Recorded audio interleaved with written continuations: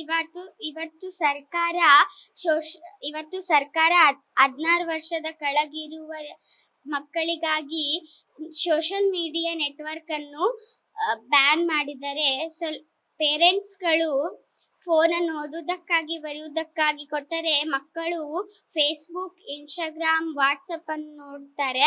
ಅದರಲ್ಲಿ ಫೋಟೋ ಅನ್ನು ಫೇಸ್ಬುಕ್ಕಿಗೆ ಹಾಕ್ತಾರೆ, ರೀಲ್ಸ್ ಅನ್ನು ಇನ್ಸ್ಟಾಗ್ರಾಮಿಗೆ ಹಾಕ್ತಾರೆ.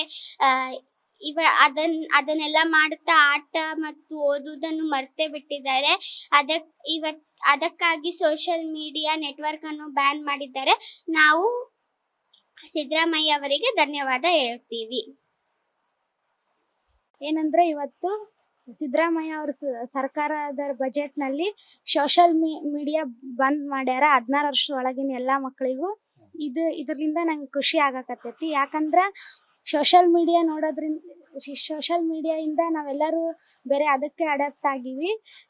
ಬೇರೆ ಫೋನ್ ತಗೊಂಡ್ರೆ ವಾಟ್ಸಪ್, ಫೇಸ್ಬುಕ್, ಇನ್ಸ್ಟಾಗ್ರಾಮ್ ಇದೆಲ್ಲ ನೋಡ್ತೀವಿ. ಅದರಿಂದ ನಮಗೆ ನೋಡಕತ್ರ ವಾಪಸ್ ಬಿಡಬಾರ್ದು ಫೋನ್ ಅನಿಸ್ತೈತಿ. ಇದರಿಂದ ಎಲ್ಲ ಓದು, ಆಟ ಆಡೋವೆಲ್ಲ ಕುಂಠಿತ ಆಗೈತಿ. ಇದು ಮತ್ತೆ ಇದನ್ನ ಬ್ಯಾನ್ ಮಾಡಿದ್ರ ಮತ್ತೆ ಎಲ್ಲರೂ ಆಟ ಆಡ್ಬೋದು, ಖುಷಿಯಾಗಿರ್ಬೋದು, ಓದು ಜಾಸ್ತಿ ಮಾಡ್ಬೋದು ಅಂತ ಹೇಳಕ್ ಇಷ್ಟಪಡ್ತೀನಿ.